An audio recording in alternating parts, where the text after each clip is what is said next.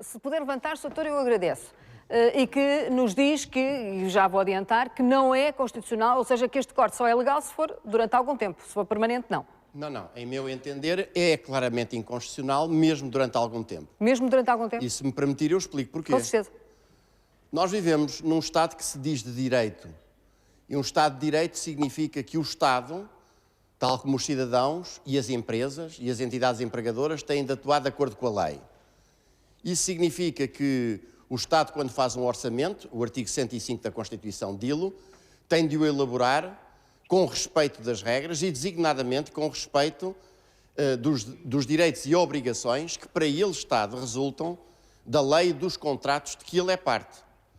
Por outro lado, nós estamos aqui a falar de um Estado de Direito que significa que se baseia numa ideia de certeza e segurança jurídicas. Isto é, os cidadãos, num Estado de Direito, têm de estar coberto de alterações inopinadas, inusitadas, das situações jurídicas que eles constituíram em devido tempo e com base nas quais fizeram as suas opções, fizeram a previsão das suas receitas e das suas despesas, assumiram os seus compromissos.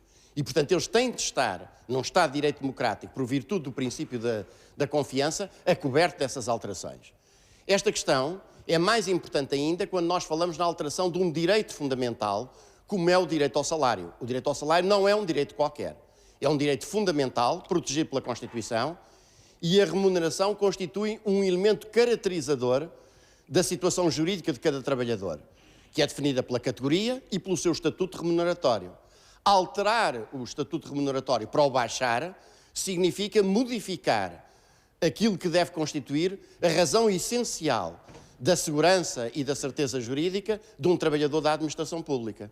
Ora, ao fazer esta alteração, através da lei do orçamento, ao atingir esse princípio da intangibilidade, ao ferir de morte o princípio da intangibilidade da remuneração, que é o elemento de subsistência e de sobrevivência do trabalhador por conta de outrem, evidentemente que se está a violentar um direito constitucional essencial e que a lei do orçamento deve respeitar.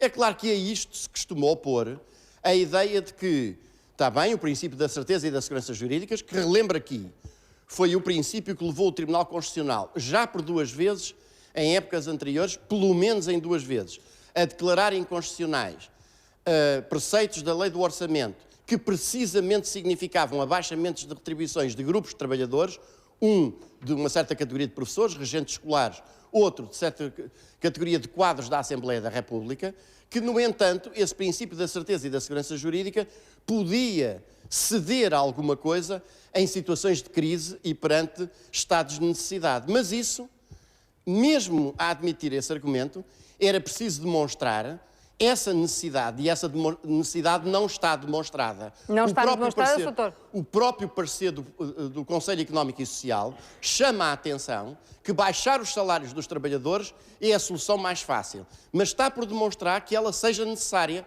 quando nós sabemos que o disparo da dívida pública, o aumento do déficit, se deveu sobretudo, em geral, nos países do mundo e da Europa, mas muito em particular em Portugal, pelo financiamento, pela nacionalização das falências fraudulentas do sistema financeiro, onde o Estado português, que quer agora tirar uma parte do salário dos trabalhadores da administração pública, enfiou qualquer coisa como 4.500 milhões de euros para exatamente salvaguardar as falências fraudulentas, as falências da gestão fraudulenta do sistema financeiro. Em sua opinião, doutor, o que é que devem agora fazer os trabalhadores da função pública perante esta situação, então? E devem acatá-la? Permita-me só que adiante ainda o seguinte, é que, ainda por cima, quando se trata não de uma... E aqui sim entra o argumento que referiu há bocado.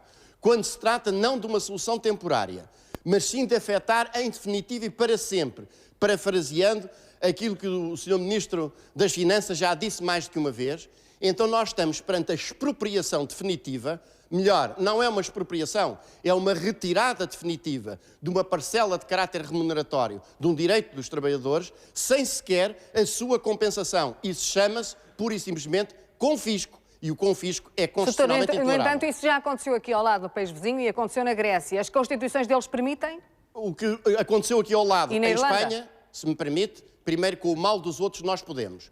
Em segundo lugar, eu estou a falar face ao ordenamento jurídico constitucional português. E em terceiro lugar, quero lhe dizer que em Espanha está precisamente neste momento levantada a questão da constitucionalidade da medida e ela vai ser remetida para o Tribunal Constitucional para ser apreciada.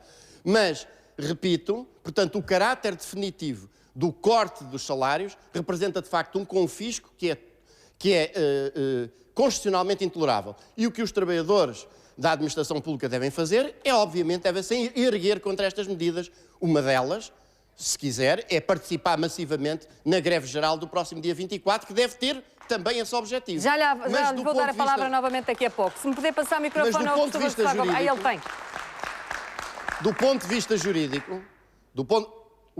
vista jurídico, o que há a fazer naturalmente é combater esta medida impugnando-a junto dos tribunais.